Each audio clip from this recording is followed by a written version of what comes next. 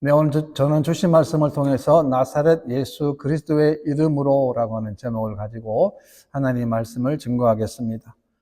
캐나다가 매년 겪는 어려움 가운데 하나가 산불인데요. 올해도 산불이 발생해서 통계를 보니까 한 주간 전이지만 불탄 지역이 무려 190만 헥타르라고 합니다. 지금은 훨씬 더 많은데요. 우리가 하나님이 이 모든 산불이 조기에 빨리 사라질 수 있도록 마음을 모아서 기도해야 할 제목입니다.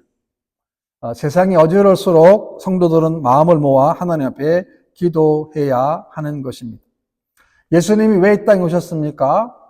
예수님이 이 땅에 오신 목적은 회복입니다. 하나님과의 관계를 위해서, 우리와 이웃과의 관계를 위해서, 또 나 자신과의 관계 회복을 위해서 예수님이 이 땅에 오셨습니다. 그렇다면 회복에 위해서 가장 중요한 방법은 어떤 방법이겠습니까? 그것은 곧 하나님 앞에 기도하는 것이고 간구하는 것입니다. 기도는 무엇입니까? 기도는 하나님과의 관계를 풍성하게 해주는 가장 중요한 도구가 바로 기도라고 하는 것입니다. 그런데 많은 성도들에 있어서 기도가 이렇게 중요함에도 불구하고 기도하지 않는 이유가 있습니다. 왜 성도들이 기도를 그렇게 많이 하지 않겠습니까? 그것은 기도가 얼마나 큰 축복이며 기도의 능력이 얼마나 크며 또 기도하는 자에게 부어지시는 하나님의 축복이 무엇인지를 잘 모르기 때문에 기도를 하지 않는 것입니다. 우리 남은 생애 동안 무엇보다도 정말 중요한 것은 하나님께 엎드리고 기도하는 시간을 갖는 것입니다. 기도는 사라지지 않는다라는 책이 있는데요. 이 책의 저자 되시는 최상원 목사님의 이야기인데요. 그 책을 보게 되면 하나님이 그 목사님을 통하여 어떻게 역사하셨는가를 기록해 놓았습니다. 그 목사님이 케냐에서 선교하실 때 수많은 위협들이 많았습니다. 위기를 겪었지만 그 모든 위협과 위기 가운데 목사님이 붙들었던 것은 오로지 하나님 한 분밖에 없었다라고 고백을 했습니다. 아프리카 살다 보니까 강도 위협이 많았습니다. 또 하나 뭐냐면 부정한 관리들이 많았습니다. 말도 안 되는 트집을 잡아가지고 끌고 가는 거예요. 그런 모든 위협 가운데 하나님을 붙들게 되니까 하나님이 그 모든 어려움들을 잘 해결해 주셨다고 책에 기록해 놓았습니다. 또한 그 책에 보게 되면 그 목사님이 어릴 적부터 삶을 기록해 놓았는데, 물론 그 목사님도 목사님의 자녀이신데요. 시골 교회 목사님의 자녀인데 기도를 그렇게 많이 했어요. 어릴 적부터. 그래서 목사의 자녀라고 다 기도를 많이 하는 건 아닙니다. 근데 그분은 어릴 적부터 하나님께 기도했습니다. 그 기도가 쌓여서 지금은 하나님 앞에 귀하게 쓰임받는 목회자가 되었습니다. 성경에 보게 되면 선한 사람을 이렇게 설명하는데요. 선한 사람은 그 쌓은 선에서 선한 것을 내고 악한 사람은 그 쌓은 악에서 악을 낸다라고 했습니다. 무슨 말입니까? 우리는 매일 쌓아가는 삶을 살고 있다는 것입니다. 사랑을 심고 감사를 심으면 그 사랑과 감사를 거두게 되는 것입니다. 반대로 미움을 심고 원망을 심고 분노를 심게 된다면 그 미움과 원망과 분노의 열매를 거두게 된다는 것입니다. 기도도 마찬가지 아닙니까? 우리가 지금 하는 기도가 쌓이면 그것이 당장에 나에게 응답이 되지 않는다 할지라도 하나님은 분명히 기억하시고 우리 후대들에게 반드시 응답하게 될 것입니다. 그럼 우리는 날마다 하나님 앞에 엎드리고 간구해야 되는 것입니다. 오늘 본문에 보게 되면 베드로와 요한이 보여준 기적의 내용을 기록해 놓았는데요. 나면서부터 걷지 못한 한 사람의, 또 성전 민문에서 구걸하던 40세나 되는 그 사람을 예수님의 이름으로, 예수님의 능력으로 고쳐준 사건을 기록해 놓았습니다. 저는 본문에 두 가지로 교훈을 얻고자 하는데요. 첫 번째는 기도는 기적을 일으키는 가장 중요한 원동력이라고 하는 것입니다. 1절 말씀 보게 되면 제9시 기도 시간에 베드로와 요한이 성전에 올라갈세라고 했습니다. 왜 올라갔습니까? 하나님의 성전에 왜 올라갔습니까? 제9시인데 제9시 기도 시간에 하나님께 기도하기 위하여 성전에 올라갔다라고 하는 것입니다. 뭘 말합니까? 베드로가 이제는 기도의 사람이 되었다라고 하는 것입니다. 시간을 정했습니다. 요즘 말로 얘기하면 제9시는 오후 3시인데 그 시간에 하나님을 만나는 시간으로 잡았다라고 하는 것입니다. 그 시간은 내 시간이 아닙니다. 그 시간은 하나님을 만나는 하나님의 시간으로 하루를 잡았다라고 하는 것입니다. 베드로와 요한은 성격이 정반대의 사람입니다. 베드로는 성격이 급하고 열정적인 사람인데 반면에 요한은 성격이 차분하고 조용한 성격의 사람인데 이 두 사람이 성전으로 함께 기도하러 올라갔습니다. 여러분, 하나님의 성전, 교회는 성도가 기도할 때 가장 아름다운 모습이 되는 것입니다. 오늘날의 성도가 모여서 기도하는 모습이 가장 귀하고 가장 복된 시간이 되는 것입니다. 그래서 목회자들에게 이런 말이 있는데요. 매일 1시간 기도하면 시험을 이기고 2시간을 기도하면 능력을 받고 3시간을 기도하면 하나님께 쓰임받는다라는 말이 있습니다. 그게 무슨 말입니까? 그만큼 중요하다는 것입니다. 저도 3시간 기도해 보려고 지금 열심히 노력하고 있습니다. 3시간 하나님께 엎드리고 또 기도하고 엎드립니다. 여러분, D.L. 무디가 하나님께 귀하게 쓰임받았잖아요. 왜 D.L. 무디가 그렇게 쓰임받았겠습니까? 똑같은 사람 아닙니까? 똑같은 사람이. 그런데 왜 하나님은 그렇게 썼을까요? 그 사람을, 그분을. 그러니까 D.L. 무디는 10분마다 10분이에요. 에브리 10분마다 예수님을 생각한 사람이에요. 저도 해봤어요. 이게 10분은 너무 어렵더라고요. 3시간은 도전해 볼 수 있는데 10분마다 계속 예수님 생각하는 거예요. 그러니까 다른 잡념, 다른 생각이 못 들어오도록 계속 집중을 하는 거예요. 왜? 그런 삶이 있었기 때문에, 그런 신앙의 토도가 있었기 때문에 그렇게 귀하게 하나님께 쓰임을 받았던 것입니다. 왜 기도를 해야 합니까? 우리는 기도를 통하여 영적인 힘과 영적인 권능을 받기 때문에 그렇습니다. 왜? 우리가 하나님의 일을 해야 하기 때문에 그렇습니다. 하나님의 일을 하는 것은 결코 내 마음과 내 뜻으로만 될 수 있는 게 결코 아니기 때문에 그렇습니다. 우리가 하나님께 엎드리면 엎드려서 우리의 삶은 풍성해질 줄 믿으시기를 바랍니다. 여러분 가정의 복을 받습니다. 여러분 삶의 현장이 복을 받습니다. 여러분 사업이 복을 받습니다. 여러분 자녀가 잘 됩니다. 세교회도 주님의 축복이 넘치게 됩니다. 왜? 하나님이 기도하는 사람을 통하여 역사하기 때문에 그렇습니다. 이제 말씀 보십시오. 나면서 못 걷게 된 일을 사람들이 메고 오니 이는 성전에 들어가는 사람들에게 구걸하기 위하여 날마다 미문이라는 성전문에 두는 자라라고 했습니다. 얼마나 비참한 삶을 살고 있습니까? 매일매일마다 성전 미문에 앉아서 구걸하는 삶을 살고 있다는 것입니다. 성전에 두는 자라고 하는 뜻은 어떤 의미냐면 매일같이 그 자리에 나와서 구걸하는 자라는 뜻이에요. 그러니까 내일에 대한 아무런 소망도 희망도 없이 그냥 하루하루를 구걸하며 사는 자라는 뜻입니다. 이 사람도 베드로 요한을 보고 다른 사람들에게 하는 것처럼 구걸합니다. 3절 말씀 보게 되면 그가 베드로와 요한이 성전에 들어가려 함을 보고 구걸하거늘이라고 했어요. 그래 이 사람의 하루의 최대의 관심사는 뭐겠습니까? 내가 얼마나 더 많이 구걸을 받는가라는 거죠. 얼마나 더 많이 받은 날은 기쁜 날일 것이고 돈을 많이 모으지 못한 날은 슬픈 날일 것입니다. 근데 그 사람은 성전 미문에 앉아 있는데 성전 안에 무엇이 있는지를 전혀 모르는 사람이에요. 거리적으로는 가장 가까운데 그 안에서 무슨 일이 일어나고 있는지를 전혀 모르는 사람이 바로 성전 미문 앞에서 구걸하는 사람입니다. 5절입니다. 그가 그들에게서 무엇을 얻을까요? 바라보거늘이라고 했어요. 그 말 들었으니까 얼마나 기쁘겠습니까? 이제 좀 더 큰 돈을, 큰 금액을 얻을 수 있다는 그런 마음 들지 않겠습니까? 그 사람의 시각은 무엇이겠습니까? 무엇을 더 얻을까의 시각이었을 것입니다. 그리고 그렇게 인생을 살아왔습니다. 우리의 시각은 어디에 두어야 되겠습니까? 저와 여러분의 시각은 다른 사람들에게 더 얻을까가 아니고 다른 사람들에게 더 줄까로 인생이 바뀌어져야 된다는 것입니다.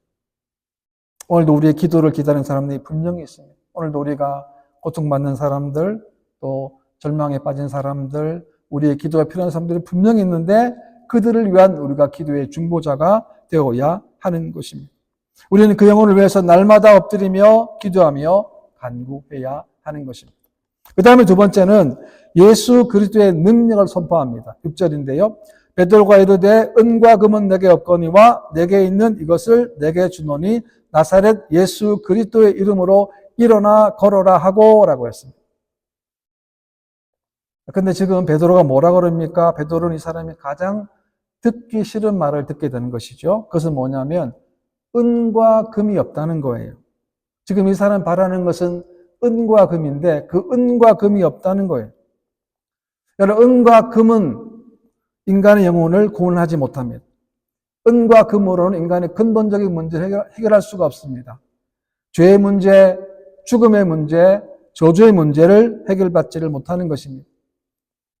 베드로는 이렇게 얘기합니다. 내게 있는 이것을 내게 주노니 나사렛 예수 그리스도의 이름으로 일어나 걸어라 라고 했습니다. 베드로는 뭘 준다는 거예요? 뭐가 있다는 겁니까? 나사렛 예수 그리스도의 이름으로 걸어라 라고 했습니다.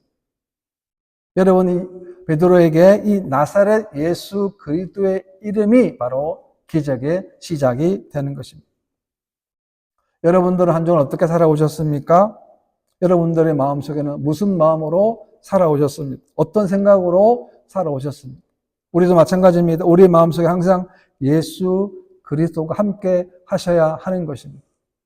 내가 DL 무대가 10분마다 예수님을 생각했던 것처럼 우리도 매일매일마다 예수님을 생각하고 기억하고 그분을 바라보고 말씀을 묵상하는 삶이 되어야 하는 것입니다. 왜 그렇습니까? 예수님의 이름에는 모든 능력과 권세를 다 있기 때문에 그렇습니다. 예수님은 하늘과 땅의 모든 권세를 가지신 분이기 때문에 그렇습니다. 베드로는 자신이 믿는 예수 그리스도의 능력에 의지하여 외쳤습니다. 예수 그리스도의 이름으로 일어나 걸어라 라고 외친 것입니다. 이 외침이 있었기 때문에 기적이 일어난 것입니다. 하나님의 역사가 일어나게 된 겁니다. 내 힘이 아니에요. 내 능력이 아닙니다. 내 기도도 아니에요. 모두가 다 뭡니까? 예수 그리스도의 이름이라고 하는 거예요. 로마 10장 말씀 보게 되면 누구든지 주의 이름을 부르는 자는 구원을 받으리라 라고 했습니다. 예수님의 복음은 차별이 없습니다. 누구든지 예수님 이름을 부르면 구원을 받습니다. 역사가 일어납니다. 예수님 믿는다는 것은 어떤 의미가 있습니까? 예수님 믿기 때문에 예수님을 의지할 수 있고 또한 예수님께 도움을 구할 수 있다라고 하는 것입니다. 우리가 어려운 절망의 상황에 위기의 순간에 고통의 순간에 우리가 해야 할 일이 뭡니까? 바로 예수님의 이름을 부르는 것입니다. 왜요? 그 이름 앞에 구원이 있고 영생이 있고 응답이 있고 축복이 있기 때문에 그렇습니다. 7절 말씀 보게 되면 오른손을 잡아 일으키니 발과 발목이 곧 힘을 얻고 라고 했습니다. 놀랍지 않습니까? 한 번 일어선 적이 없는데 오른손을 잡아 일으켰는데 발과 발목이 곧 힘을 얻었다라고 했습니다. 8절입니다. 뛰어서서 걸으며 그들과 함께 성전으로 들어가면서 걷기도 하고 뛰기도 하며 하나님을 찬송하니라고 했어요. 성전 밖에서 성전 안에서 어떤 일이 벌어질지 전혀 모르던 이 사람이 성전에 들어갔습니다. 뭘 했습니까? 뛰고 걷고 뛰고 걷고 했어요. 정말 꿈 같은 일 아니겠습니까? 상상할 수 없던 은혜와 기적을 맛보게 된 것입니다. 이제는 하나님을 찬미하고 하나님 높인 인생이 된 것입니다. 우리 인생도 마찬가지 아닙니까? 우리 인생도 우리가 주님 이름 부르게 되면 그 이름을 통하여 이런 놀라운 역사가 임할 줄 믿으시기를 바랍니다. 왜? 그분이 그렇게 역사하기 때문에 그렇습니다. 또한 그는 하나님께 뭘 했습니까? 찬송하니라고 했어요. 찬송한 자신의 모든 질병이 한순간에 해결받았기 때문에 하나님을 찬송하는 너무나 당연한 일 아니겠습니까? 왜요? 하나님의 능력을 그가 경험했기 때문에 그렇습니다. 이런 놀라운 은혜의 이름을 우리에게 주셨습니다. 이것이 바로 기도하는 사람의 축복이라고 하는 것입니다. 여러분 지금 누가 가장 놀랐겠습니까? 물론 걷지 못하는 사람일 것입니다. 또 한 사람이 있습니다. 그 사람 누굴까요? 바로 베드로입니다. 베드로도 성전에 들어갔습니다. 아마도 함께 뛰고 함께 걷고 하나님을 찬송했을 것입니다. 왜냐하면 베드로에게는 인생으로 그에게도 흑역사가 있었기 때문 아닙니까? 불과 2달 전만 하더라도 예수님을 부인했던 사람 아닙니까? 어디 가서 내가 예수님의 제자라고 말할 수 없는 상황이었어요. 감히 부끄러워서 전직을 말할 수 있는 베드로인데 예수님은 그에 다시 찾아가셔서 그에게 그를 부르시고 사명을 다시금 주셨습니다. 여러분, 아무런 능력이 없는 자처럼 처절한 실패자로 낙인 찍을 수 있는 입장인데도 그가 나사렛 예수 그리스도 이름을 부르니까 이런 놀라운 기적을 그가 그 두 눈으로 목도하게 된 것입니다. 뭘 말합니까? 인생의 실패자도 예수 그리스도 이름을 부르면 놀라운 승리자가 된다는 것입니다. 어떤 실패를 경험해도 예수 이름을 부르면 기적의 주인공이 된다라고 하는 것입니다. 무슨 말입니까? 우리가 어떤 상황에 있다 할지라도 어떤 위기에 있다 할지라도 다시 부를 이름은 다른 것이 아닙니다. 바로 예수 그리스도라고 하는 것입니다. 그 이름을 우리들에게 허락해 주신 것입니다. 지금도 세상은 예수님의 이름은 천대받습니다. 멸시받아요. 우리 전도해 보면 예수 믿으면 밥이 나오냐 돈이 나오냐라고 그런 말 참 많이 듣지 않습니까? 여러분, 예수 믿으면 밥이 나옵니까? 돈이 나옵니까? 그래도 우리가 뭡니까? 예수 믿었기 때문에 밥이 나오는 것이고 예수 믿었기 때문에 돈이 나오는 것이고 예수 믿었기 때문에 영생을 누리는 것이고 예수 믿었기 때문에 내 마음에 항상 기쁨이 있다는 거야. 세상 사람들을 모른다는 거야. 우리는 그 이름을 허락받았고 그 이름을 언제나 어디서나 부를 수 있는 그 놀라운 은혜를 하나님이 허락해 주신 거예요. 우리는 그 예수님 때문에 모든 것이 다 변했어요. 우리의 삶도, 우리의 미래도, 우리의 계획도, 우리의 뜻도, 우리의 사명도 다 변했어요. 하나님이 변하게 해 주신 것입니다. 하나님이 그렇게 만들어 주신 것입니다. 9절입니다. 모든 백성이 그 걷는 것과 하나님을 찬송함을 보고라고 했어요. 여러분, 성도가 이렇게 기적을 보게 되면 그 기적을 통해 많은 사람들에게 선한 영향력이 나타나게 된다라고 하는 것입니다. 예수님을 만나면 인생이 달라집니다. 예수님을 만나면 하나님의 능력을 체험하게 되기 때문에 그렇습니다. 그러니까 더 이상 구걸하지 않고 누워있지 않습니다. 좌절하지 않습니다. 이제는 어떻습니까? 벌떡 일어나는 거예요. 여러분, 성전에 있으면 뛰었겠지만 나중에 집에 가서는 어떻게 했습니까? 어떻게 했습니까? 얼마나 뛰었겠습니까? 얼마나 환호를 했겠습니까? 왜? 그 예수님을 만났기 때문에. 누굴 통해서요? 기도하는 베드로를 통해서 그가 만났기 때문에 그렇습니다. 시편 63, 우리가 이번 7월 달에 성도 암송인데요. 주의 인자하심이 생명보다 나음으로 내 입술로 주를 찬양할 것이다 라고 했습니다. 인간에게서 생명보다 더 귀한 것은 없습니다. 그러나 인간의 생명은 이 땅의 부귀와 명예, 돈과 결코 비교할 수 없습니다. 그러나 우리 생명보다 더 중요한 것이 있는데 그것이 바로 하나님의 은혜와 하나님의 자비하심과 하나님의 인자하심이라고 하는 것입니다. 이 사실을 깨달았기 때문에 뭐라고 그럽니까? 하나님을 뭐 한다는 겁니까? 찬양하겠다는 거예요. 왜? 너무나 귀한 사랑, 너무나 귀한 은혜, 너무나 귀한 축복을 하나님으로부터 받았기 때문에 그렇습니다. 시편 150편을 보게 되면 호흡이 있는 자마다 여호와를 찬양할지어다 할렐루야 했습니다. 우리가 살아있습니다. 우리가 숨을 쉬고 있다는 거예요. 우리가 호흡하고 있다는 겁니다. 우리가 사는 모든 것이 다 하나님의 은혜임을 알기 때문에 우리는 하나님을 찬양해야 하는 것입니다. 한 주 어떻게 살아오셨습니까? 물론 힘든 일도 있을 수 있었고 또 고난의 일, 이해할 수 없는 여러 가지 어려운 복잡한 일들이 많이 있을 수 있습니다. 그러나 지금 하나님이 저와 여러분들을 하나님의 성도로 불러주셨습니다. 그 모든 것들을 다 뒤로하고 우리가 해야 할 일이 뭡니까? 하나님을 찬송하는 것입니다. 10절입니다. 그가 본래 성전 니문에 앉아 구걸하던 사람인 줄 알고 그에게 일어난 일로 인하여 심히 놀랍게 여기며 놀라니라 라고 했습니다. 네, 심히 놀랐다. 충격적인 놀라움이라고 하는 뜻입니다. 그렇습니다. 예수님의 이름이 이렇게 놀라운 역사를 일으켜 세워주는 것입니다. 우리가 세상에 보여줘야 될 모습이 이런 모습 아닙니까? 우리가 변화됨으로 말미암아 우리가 진정으로 하나님의 사람으로 변화되고 성령의 사람으로 변화되어서 우리를 통하여 안 믿는 사람들에게 하나님의 살아계심을 보여주는 것 우리의 의무이고 우리의 사명이라고 하는 것입니다. 하나님은 예수 이름을 통하여 그 능력을 이 땅에 나타내셔서 하나님의 살아계심을 만방에 증거해 주셨습니다. 우리 삶은 전적으로 변화되어야 합니다. 전적으로. 조금 변화되는 것이 아닙니다. 그냥 주일날 교회 와서 간단히 예배 드리고 끝나는 게 아닙니다. 그것을 신앙생활을 할 수도 없습니다. 우리는 매일매일마다 예수님의 사람, 하나님의 사람으로, 말씀의 사람으로 매일매일마다 우리가 변화되어야 하는 것입니다. 그렇게 되면 어떻게 될까요? 예수님의 사람들이 심히 놀라게. 이런 놀라운 축복이 여러분에게 함께 하시기를 주님의 이름으로 축원합니다. 우리가 날마다 외칠 수 있는 것은 뭡니까? 나사렛 예수 그리스도 이름. 여러분 기도하시고 또 기도하세요. 또 기도하세요. 디엘 모드가 10분마다 예수님을 생각했던 것처럼 그런 믿음과 그런 마음으로 승리하는 여러분 되시기를 주님의 이름으로 축원합니다.